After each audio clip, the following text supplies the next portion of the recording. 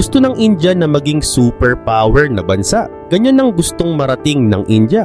Pero may isang napakasimpleng bagay na nakalimutan nila. Ito yung kung paano linisin ang sarili nilang bakuran. Ngayon isa ang India sa pinakamabilis lumaking ekonomiya sa mundo. Pero kasabay nito isa rin ito sa pinakamadumi. Mga ilog nila na para ng imburnal. Mga kalsada nilang natatabunan na ng mga basura. At mga lungsod nila na halos hindi na makahinga dahil sa halo-halong dumi ng tao at plastik. Sa katunayan, normal na itong tanawin sa buong bansa nila. At hindi lang ito nakakadiri, nakakamatay din ito, nakakasira sa ekonomiya, sumisira sa turismo, at direktang tumatama sa kalusugan ng milyon-milyong tao. Sa gitna ng pangarap ng India na maging global leader, may isang malaking tanong. Bakit ang dumi ng bansa nila? At bakit milyon-milyon pa rin ang dumudumi sa kung saan-saan samantalang ipinagmamalaki ng gobyerno nila na meron silang space missions? Sa video na ito sisilipin natin ang isang krisis na lantad ng makikita sa India. At titignan din natin dito kung bakit ang problema sa kalinisan ng India ay mas lalong tumitindi ng tumitindi. Pero bago tayo magsimula, huwag kalimutang i-like ang video na ito. Malaking bagay na ito para sa aming mga content creator. Maraming salamat at ngayon simulan na natin. Paglapag mo pa lang sa kahit anong lungsod sa India, ramdam mo na agad. Bago ka pa man makababa ng eroplano, ang amoy.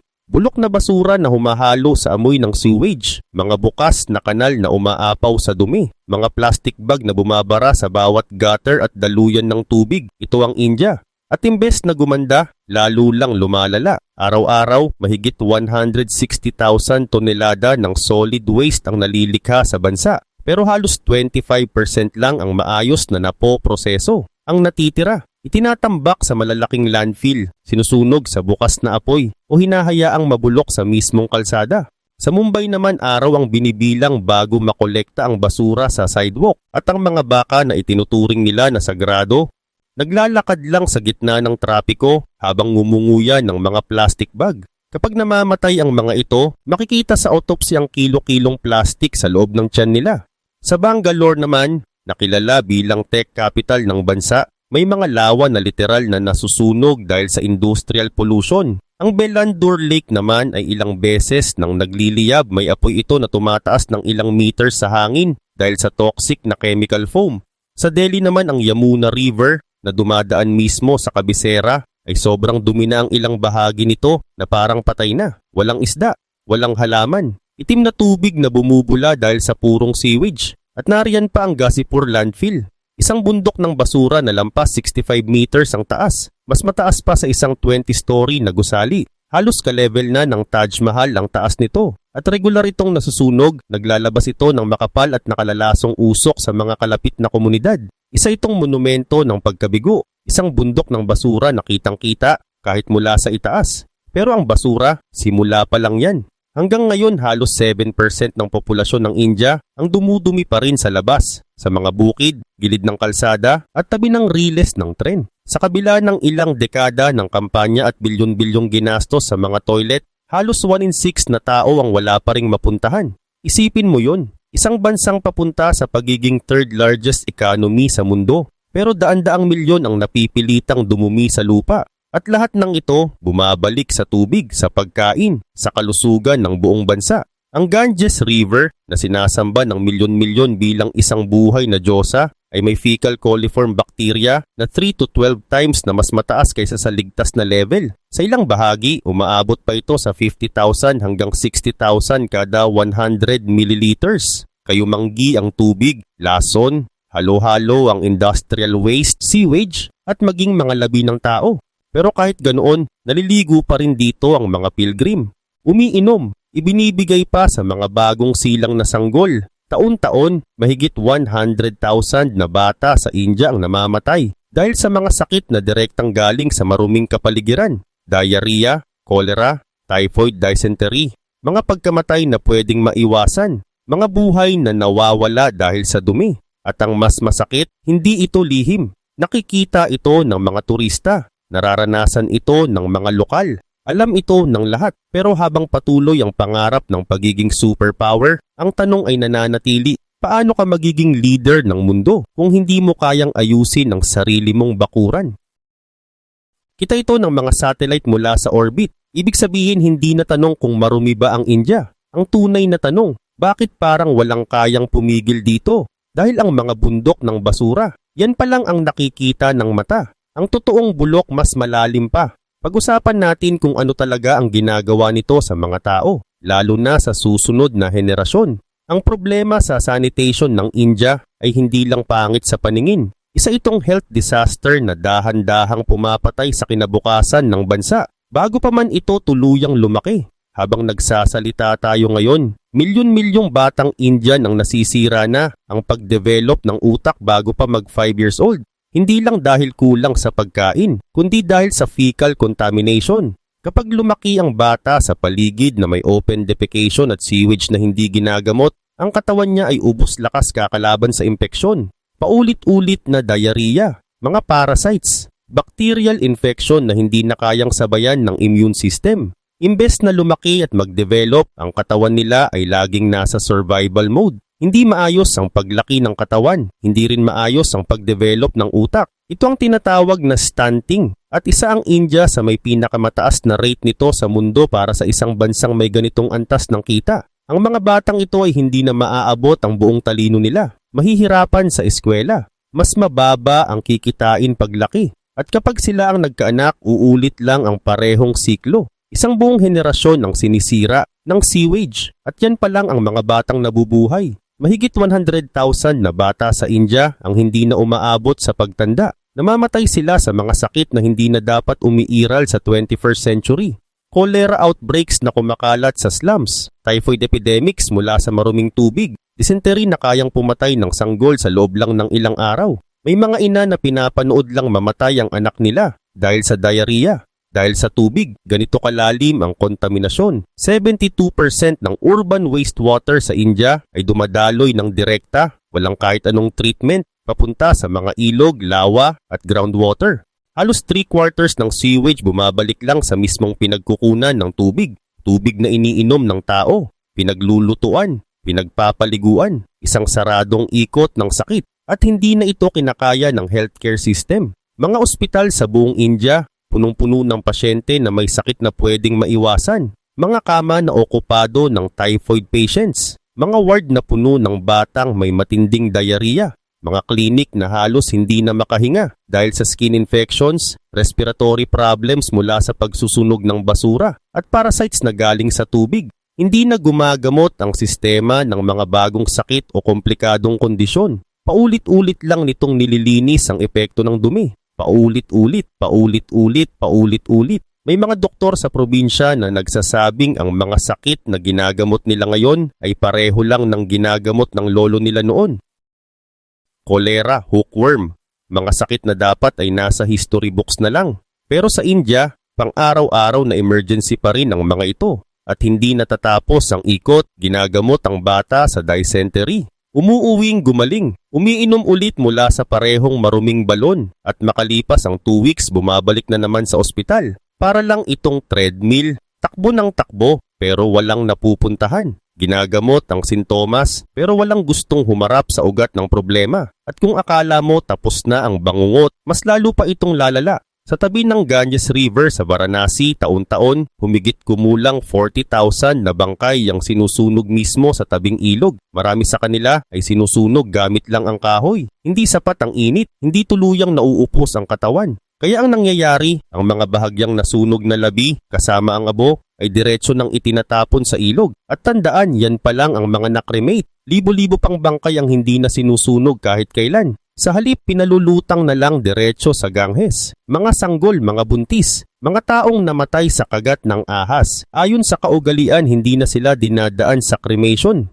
Tubig na agad ang huling hantungan. Habang inanod ng agos, namamaga ang mga bangkay, sumasabit sa pampang. Pinagpipiestahan ng mga aso at uwak at sa mismong lugar na iyon rin, patuloy pa ring naliligo ang mga tao. Umiinom pa rin ng tubig at naniniwala pa ring ligtas sila dahil banal daw ang ilog.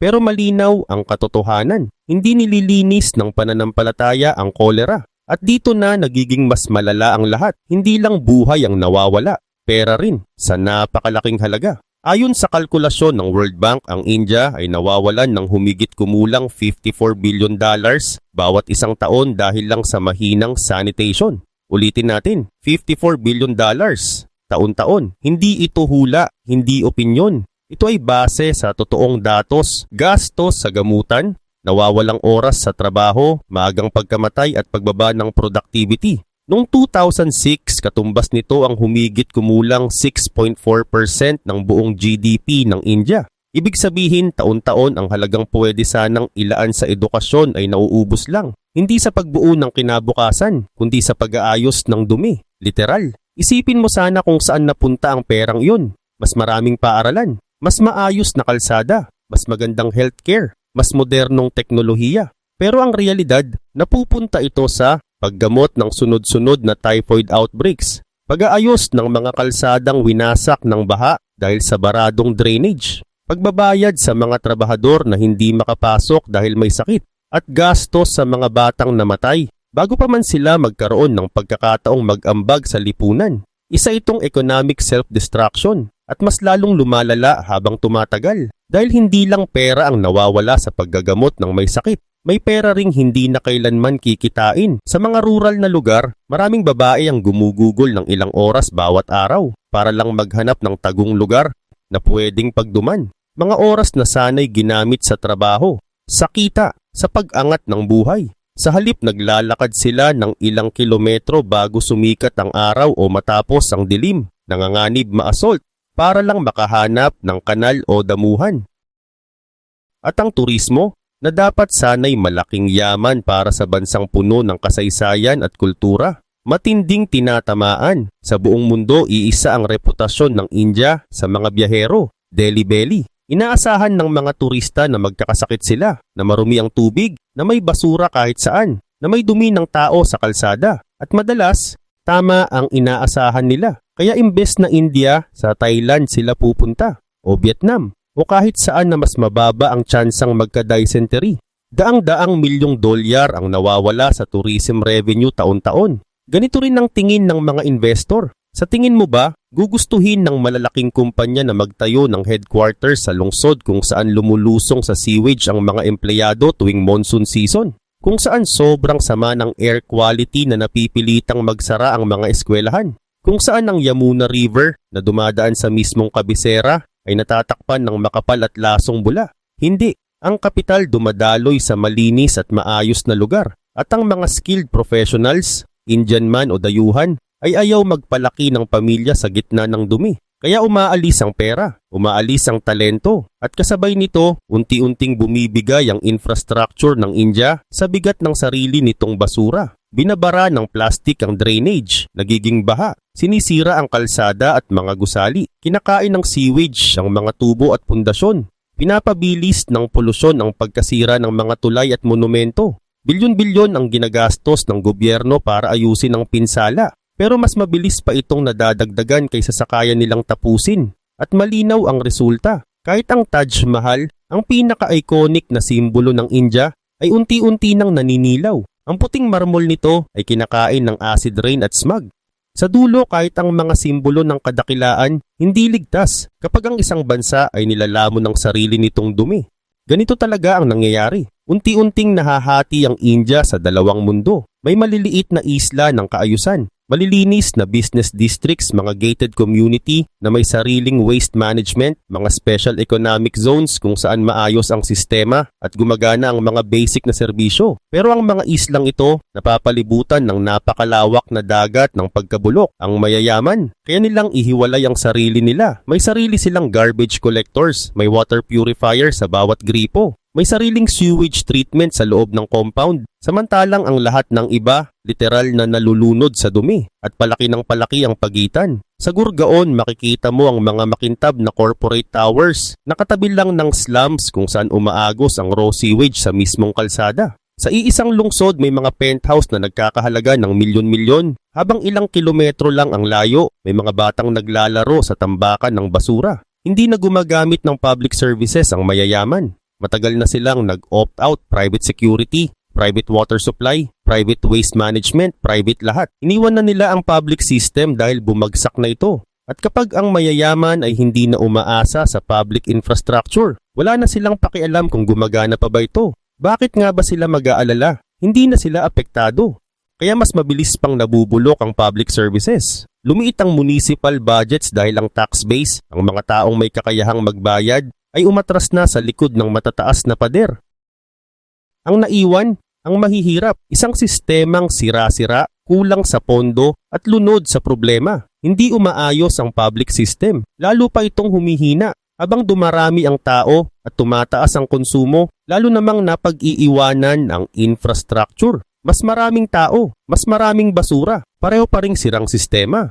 Isa itong death spiral. At alam mo ba ang pinakabaluktot na bahagi? Alam lahat ito ng gobyerno. Nakapagtayo na sila ng milyon-milyong toilet pero ayaw pa ring gamitin ng mga tao. At dito na tayo humihinto sa usapan tungkol sa infrastructure at pumapasok sa mas nakakatakot na usapin, civilizational collapse. Dahil ang totoo, ang sanitation crisis ng India ay hindi technical na problema. Hindi ito dahil kulang sa pera, hindi rin dahil kulang sa technology para magtayo ng sewage systems at waste treatment plants. Ito ay problema ng pag-iisip. Isang lipunan na sa pinakapuso nito ay walang pakialam sa kalinisan ng pampublikong lugar. At yun ang tunay na hatol. Tingnan natin ang pinakahalatang kontradiksyon. Pumasok ka sa halos kahit anong bahay sa India, makikita mo sobrang linis. Araw-araw nililinis ang sahig, malinis ang mga mesa at dingding. Iniiwan ang sapatos sa labas, maayos ang lahat. Pero paglabas mo sa bahay na yon, makikita mong itinatapon lang ang basura diretso sa kalsada. Walang alinlangan, walang konsensya. Nakakabigla ang contrast. Hindi ito simpleng pagiging hipokrito. Ito ay isang malalim na cultural script na nagsasabing mahalaga ang kalinisan sa loob ng bahay ko. Pero sa labas, problema na ng iba yan. Historically, ang mga pampublikong lugar sa India ay nililinis ng mga lower caste workers, ang mga tinatawag na untouchables. Sila ang naka-assign sa maruruming trabaho. Paglilinis ng toilet, pagwawalis ng kalsada, pagtanggal ng basura at dumi ng tao. Dito nabuo ang isang mapanganib na mindset. Hindi ko kailangang alalahanin ng kalye. Trabaho yan ng tagalinis at hanggang ngayon buhay pa rin ang pag-iisip na yun. Kahit sa mga edukado at middle class na mamamayan, may nakatagong paniniwala na ang paglilinis ng public space ay mababang trabaho. Nakakababa raw ng dignidad. Trabahong binabayaran mo sa mas mahihirap. Kaya walang problema sa kanila ang magkalat. Dahil sa isip nila, may darating ding sanitation worker na pupulot ng kalat. Isa itong paglipat ng responsibilidad at bulok ito hanggang sa ugat. Noong 2014, inilunsad ng gobyerno ang programang Swachh Bharat o Clean India. Isa sa pinakamalalaking sanitation campaigns sa kasaysayan. Mahigit 100 million na household toilets ang itinayo. 100 million. Akala mo sapat na yon para matapos ang problema? Hindi. Ayon sa mga survey, milyon-milyon sa mga toilet na ito ang hindi kailanman ginamit. May ginawang bodega, may ginawang kulungan ng hayop, at marami ang tuloy pa rin sa pagdumi sa labas. Bakit? Dahil para sa kanila, ang pagkakaroon ng toilet sa loob ng bahay ay marumi. At ang mga public latrine naman dahil walang tubig at walang maintenance ay naging sobrang dumi rin. Kaya lalo lang tumibay ang paniniwala, mas mabuti pang sa bukid na lang. At dito mo makikita ang tunay na problema. Hindi kakulangan sa infrastruktura, hindi kakulangan sa pondo, kundi isang lipunang hindi pa handang alagaan ang sarili nitong espasyo. Nandoon ang infrastructure, may mga toilet, may mga batas. Ang kulang, ang kusang loob na sumunod. At alam mo kung bakit? Dahil halos walang enforcement. Sa papel may multa ang pagkakalat sa India. Mga 500 rupees lang, katumbas ng halos $6. Pero sa totoong buhay, halos wala namang nahuhuli. Para sa mga pulis at municipal inspectors, maliit na bagay lang daw ang littering. Hindi na pinapansin, hindi hinahabol. At kapag walang nahuhuli, isang mensahe ang malinaw na lumalabas. Okay lang magkalat. Ihambing mo yan sa Singapore. Doon kapag nagtapon ka ng basura sa maling lugar, pwede kang pagmultahin ng hanggang $1,050 sa unang beses pa lang. Kapag umulit ka, aabot sa $2,000 at pwede ka pang parusahan ng community service. Publicly naglilinis ng kalsada, suot ang matingkad na vest habang pinapanood ng lahat. Kaya hindi nagkakalat ang mga tao sa Singapore. Hindi dahil mas mabait sila, kundi dahil alam nilang mahuhuli sila. Sa India, kabaligtaran. Nagkakalat ang mga tao dahil alam nilang wala namang mangyayari. At kapag ang paglabag sa batas ay walang kapalit na parusa, nawawalan ng saysay ang batas. Ito ang tinatawag na broken windows effect at kitang-kita mo ito sa totoong buhay. May nakita kang isang tumpok ng basura sa kanto. Sinasabi ng utak mo, lahat naman dito nagtatapon. Kaya magtatapon ka rin. Isang piraso nagiging 10, 10 nagiging 100, 100 nagiging permanenteng tambakan at walang pumipigil. At sa mga bihirang pagkakataon na sinusubukan talagang magpatupad ng batas, doon naman pumapasok ang korupsyon. May nahuling nagtatapon ng basura. Ang multa, 500 rupees. Ang alok ng nahuli, 100 rupees pa under the table. Tinanggap ng inspektor. Umalis. Tapos na ang usapan. At iisa lang ang natututunan ng lahat. Pwedeng tawaran ang batas. Hindi mahalaga ang rules kung marunong kang dumiskarte. At halos lahat marunong dumiskarte. Dito nabubuo ang isang kulturang kung saan ang civic responsibility ay parang biro na lang. Ang taong naglalakad pa papunta sa basurahan imbes na magtapon kung saan-saan, tinitingnan pa bilang mangmang. Bakit ka pa mag-e-effort kung wala namang gumagawa? Baligtad ang social pressure. Imbes na mahiya sa paglabag, may konting yabang pa sa paglusot sa sistema. Pero ito na ang pinaka nakakabaliw na bahagi. Naalala mo ang mga sagradong ilog? Ang Ganges ay sinasamba bilang isang diyosa, si Mother Ganga. Naniniwala ang marami na ang tubig niya ay nakakapaglinis ng kasalanan at hindi pwedeng madumihan. Kaya lahat itinatapon sa kanya. Mga plastic idol na may toxic paint, mga alay na binalot sa hindi nabubulok na material, mga kalahating sunog na bangkay, industrial waste. At sa isip ng marami, hindi ito polusyon. Ito raw ay debosyon. Dito tuluyang naputol ang koneksyon ng spiritual belief at physical reality. Kahit kitang-kita ng laso ng ilog, may chemical foam puno ng basura, amoy imburnal, banal pa rin ang tawag, naliligo pa rin, umiinom pa rin. Dahil ang pag-amin na marumi ang Ganges ay parang paglapastangan, kaya hindi nila inaamin. At habang ganoon patuloy na namamatay ang ilog. Ito ang disconnect na pumapatay sa India. Isang gobyernong nagyayabang sa space missions at digital transformation habang milyon-milyon pa rin ang dumudumi sa labas. Isang kulturang sobrang linis sa loob ng bahay pero ginagawang tapunan ng public space. Isang lipunang nagtayo ng 100 million toilets pero hindi ginamit. Hindi ito dahil sa kahirapan. Hindi ito dahil sa kakulangan ng resources. Ito ay pagbagsak ng sama-samang pananagutan. At mas lumalala pa dahil kapag ang basic civic order ay nasira at nanatiling sira, lahat ng iba ay susunod na babagsak. Kaya saan ito hahantong? Hindi sa biglaang pagbagsak ng bansa, hindi sa pagkawala ng India sa mapa, kundi sa mabagal, tuloy-tuloy na pagkabulok na inuubos ang lahat ng sinusubukan nitong buuin at nangyayari na ito ngayon. Ang tinatawag na demographic dividend ng India, ang bata at napakalaking workforce nito ay unti-unting nilalason bago pa man makapasok sa trabaho. Ang mga batang lumalaki sa dumi ay may katawan na hindi maayos ang paglaki at utak na hindi buo ang development. Nahihirapan sa eskwela. Mas kaunti ang kinikita paglaki. Mas madalas magkasakit. Hindi ito problema ng bukas. Nangyayari ito ngayon. Direktang ipinapakita ng mga pag-aaral na ang mataas na open defecation ay konektado sa malalang cognitive problems sa mga bata. Hindi lang pisikal na stunting, mental stunting. Ganito kasimple at kasakit ang mekanismo. Kapag ang katawan ng bata ay laging lumalaban sa impeksyon mula sa fecal contamination, inuuna ng katawan ang survival. Ang resources na dapat para sa brain development napupunta sa pakikipaglaban sa sakit. Permanent crisis mode ang immune system. Hindi nahuhuli ang mga batang ito sa eskwela dahil kulang sila sa talino. Nahuhuli sila dahil hindi nabigyan ng pagkakataon ng utak nila na mag-develop ng tama. Pagdating ng 5 years old, tapos na ang laban. Nagawa na ang pinsala. Isang buong henerasyon ang sinisira sa mismong neurological level. At ang mas masakit, kailangan ng India ang henerasyong iyon. Nakasalalay sa kanila ang buong economic future ng bansa.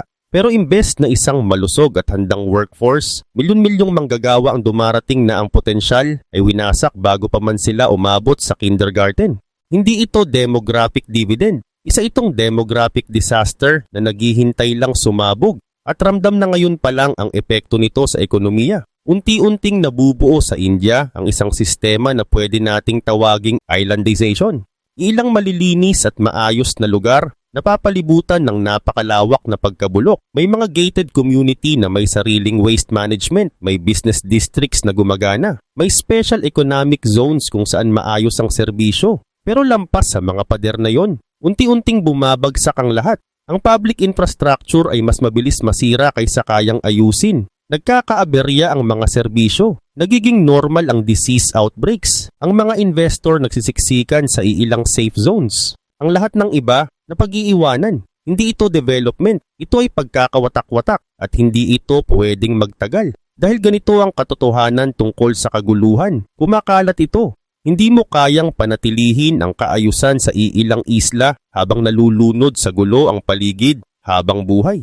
Darating ang oras na papasok ang kaguluhan. Ang mga manggagawa ay bumibiyahe araw-araw mula sa maruruming slums papunta sa malilinis na opisina. Dala ang sakit.